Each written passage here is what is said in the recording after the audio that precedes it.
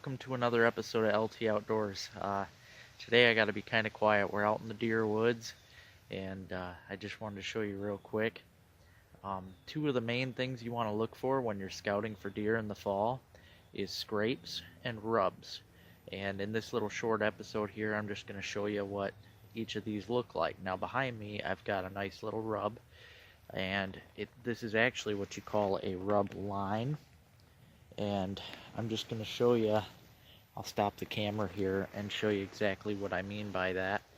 And the purpose behind these, actually, especially the rub lines, this is a way for the bucks to mark their territory and to let everybody know that they're here. That way when a doe comes into heat even, she can come over and sniff it and she'll know, okay, this dominant buck's around, you know. Sometimes it's not a dominant, sometimes it's just a little spike or something putzing around, but these I'm pretty sure is the 8-point that I had today coming on me. But yeah, I'm gonna shut this off and I'll show you what I mean by rub line. But these are what you want to look for. Okay, got a nice little rub right here. And by rub, what I mean is, well, it means just what the word says. I mean, this is the bucks use their antlers and rub it against the trees. They like to choose smaller trees. I've seen some on a few big ones, but it's usually like the little poplar trees. See, there's one there. Usually if you find just one rub, most of the time when I see just one rub, it's in the late summer. Usually when the bucks are trying to rub off their velvet, you might just see one rub. But when you find a whole pile of these like this in one little area, and actually it's more than a little area, it runs up this way, and these are what you really want to look for. It's what you call a rub line. When you find a whole bunch of rubs in a line like this, see, that's a fresh one. That one was probably done yesterday, I imagine, because that wasn't here before. When you find a bunch of these like this, that pretty much shows you the route that the buck's taking. In fact, it's hard to see in these leaves, but I bet he's taking this little trail here right through the middle of this brush. He's using the brush to kind of hide himself when he comes in and does this.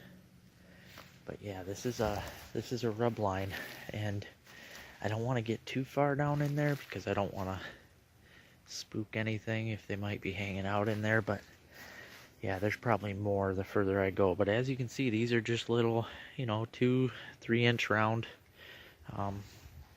trees, and they choose these to rub on to mark their territory, especially this time of year. That's a good sign that the rut is starting. The bucks are starting to get dominant and try to claim their territory, and that's how a lot of the really cool buck fights take place. Hoping we can get some of that on camera this year. But yeah, this is what rubs look like. Alright, now that I showed you guys what some rubs look like, I'll show you a few more. There's a whole nother rub line I know of, but I'm actually gonna take you down and show you what a scrape looks like, which is also a territorial thing and a way of marking the boundaries of their territories. Usually when you find a scrape, a lot of the deer will hit it. I actually found what they call a community scrape. At least I'm pretty sure that's what it is. I'll explain that when we get there too. But yeah, deer like to mark their territory, especially in the fall. Right now, like the week around end of October, early November. My favorite week's Halloween week. That seems to be the ticket for the rut. But yeah, let's head down and see if we can find some more. Alright, now this right here, this is a pretty serious rub. You can see I'm not going to touch it, but it's not a tiny branch, but look at that. You can see where it's been nailing that, and its tines have been going down that. That's a pretty good sized gap right there. That's what you want to watch for too when you're checking rubs. If there is brush nearby, if it's a good sized buck, you should be able to see where, like this one, you can see where his antlers are nailing. So that's a darn nice buck right there. And then he's been rubbing around on this. this is what I want to show you. All this tore up ground here with all these deer tracks. This is a scrape, and I believe this is a community scrape because of how large it is. Usually when a buck makes a scrape, they don't make it this big just for themselves. Who knows though, maybe it's a giant. But yeah, this is a scrape. And one defining factor of a scrape is there's always a nice little broke off branch that the deer actually lick and leave their scent on. They pretty much always lick it while they're messing around on the ground, but they'll come in here and they'll dig and scratch. The does will pee. Yeah, I don't know if you can tell, but yep, the ground's far more torn up than like here. It's all just pine needles, but you can clearly see here that they've been working it. This is just one big community scrape, and I think I seen another one up ahead, so let's keep checking. Now right here is a really good example of a rub line, and honestly, the way that all this brush looks tore up right here, this might be a bigger buck. In fact, he's got a clear trail coming up through here where he's been tagging pretty much every tree in his way. He wants to let everybody know he's here. I see a bunch of fresh ones, but yeah, he's got a trail. Actually might be the same deer. I think this leads down to where that last bit was. Yep, they use their antlers though, and they just shave the trees right down. They've got a gland in the middle of their head between the antlers that they rub on the trees just to let everybody know they're there. The way that this guy's just running around scraping every tree, I'd say he means business. Very neat.